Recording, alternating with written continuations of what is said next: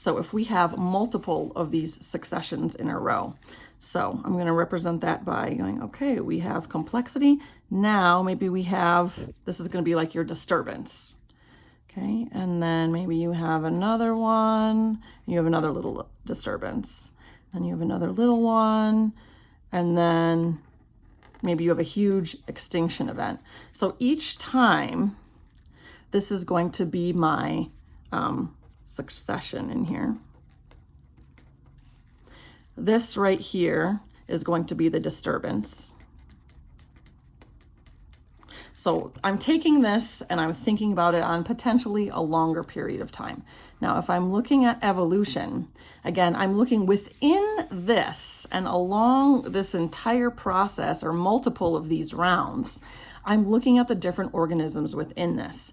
So let's say I've got the same sort of idea. So let's say I'm just going to represent them with, okay, again, I've got the same organisms with the exception, again, if I have a total extinction event, that's a little bit different. So if I've got all of these organisms in here, and let's say some I'm going to represent with like little hearts. Again, they're all present, but maybe in different numbers. Okay, so what I'm really looking at, let's make some little circles in here. If I'm looking at evolution, I'm looking at the changes in one specific organism over time. So within all of this time, and that could go back to here, that can go to here. If I'm just looking at that one particular organism and I'm looking at the mutations that occur within there, so just using simple shapes to show that. So maybe that's generation 1, 2, 3, whatever. And then over time, maybe you've got something that changes it like that. And then over time, you know, the shape is completely changed. And so you have the same species, but you have something selected that makes it more fit for those mutations.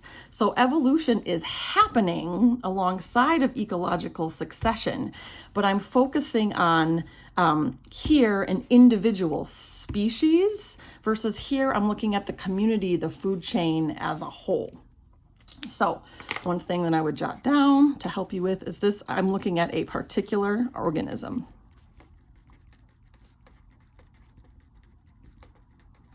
Changing over time. Again, same species.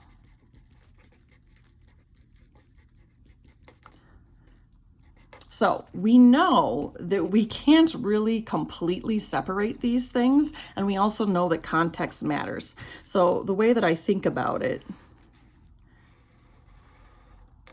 is that the ecological succession can pressure evolution, because we know if we have changes in environment, whether it's pollution, human impact, an asteroid hit, whatever, we have changes in the land, it's going to select for different types of fitness. And again, there's always multiple ways something can be fit, not just one. So I'm going to say that ecological succession, it can pressure or select for fitness via natural selection. So they are happening in tandem, but here I'm looking at the whole community and the changes overall. Evolution, I'm really looking at the genetics. Here I'm not looking at organisms passing down traits from generation to generation to generation. Here I am. So DNA, specific organism, I'm thinking structure and function of the organism. Here, I'm thinking more structure and function of the whole system rather than one component.